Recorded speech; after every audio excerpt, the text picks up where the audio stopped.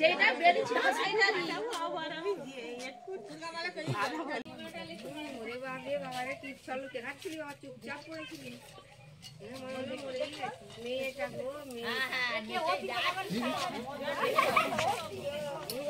গাড়ি থাক এই ওরে পাগড়ি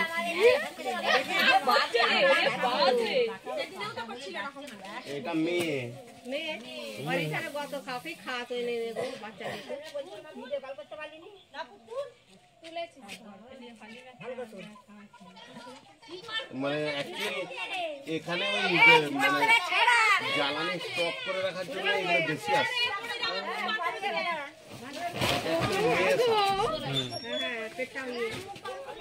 ভালো চলে লিয়ে ভালো মোটা চলে লিয়ে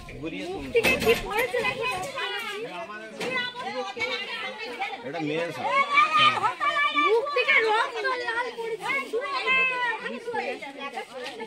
এ রক্ত পড়েছে করে এ ভাই দাঁড়া রক্ত পড়েছে করে ভালো দেখলে ভালো করে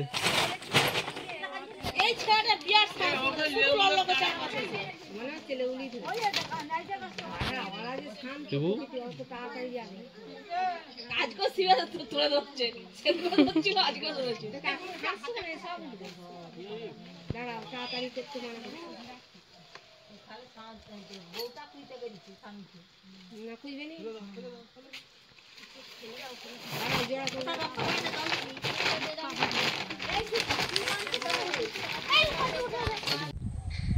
চন্দ্রকোনা থানার আমড়াপাট গ্রাম থেকে অজয় ঘোষ ফোন করে যে ওর বাড়িতে একটি বড় সাপ বেরিয়েছে। আমরা কিছুক্ষণ পর ফিল্ডে গিয়ে দেখি যে ওর বাড়িতে একটি বড় র্যাসাল ভাইপার বিরাট চন্দ্রবড়া সাপ বেরিয়েছে। আসল কথা এখন চন্দ্রবড়া সাপ প্রায় বেরিয়ে যাচ্ছে। চাষিরা ধান কেটে নেওয়ার পর জমিতে অবশিষ্ট যে খড় থাকে সেই খড়গুলিকে আগুন ধরিয়ে দিচ্ছে। ম্যাক্সিমাম সাপ যত্রসত্ত্ব মানুষের বাড়িতে ঢুকে যাচ্ছে। আর একটা কারণে বেশি চন্দ্রবড়া সাপ মানুষের বাড়িতে থাকছে, সেটা হচ্ছে যে আমাদের গ্রাম অঞ্চলে মানুষের একটা অভ্যাস থাকে যে বর্ষাকালে জ্বালানির জন্য বাড়িতে জ্বালানি স্টক করা। ওই জ্বালানিতেই কিন্তু সাপের বাসা হয়ে যাচ্ছে। আমরা গিয়ে দেখি যে জ্বালানির মধ্যে একটি বড় র্যাসাল ভাইপার বসে আছে। অজয় ঘোষের মা ওই জ্বালানি আনতে যে কোনো রকমে হাতটি সরিয়ে নেয়, তাই সে রক্ষা পায়। আমরা ওই বড় র্যাসাল ভাইপারটিকে রেস্কিউ করলাম এবং রিলিজ করলাম।